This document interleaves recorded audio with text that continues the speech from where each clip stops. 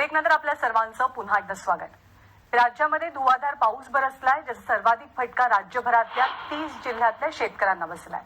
याच पार्श्वभूमीवर कृषी मंत्री दत्तात्रय भरणेंनी आज अतिवृष्टीमुळे झालेल्या शेतीच्या नुकसानीची पाहणी केली. यावेळी त्यांनी शेतकऱ्यांशी संवाद साधत त्यांच्या समस्या जाणून घेतल्या.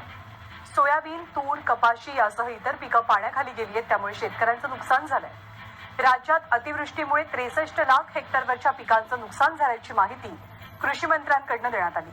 तर दिवाळीच्या आधी शेतकऱ्यांना नुकसान भरपाई देऊ असं आश्वासन सुद्धा दत्तात्रय भरणे यांनी दिलंय.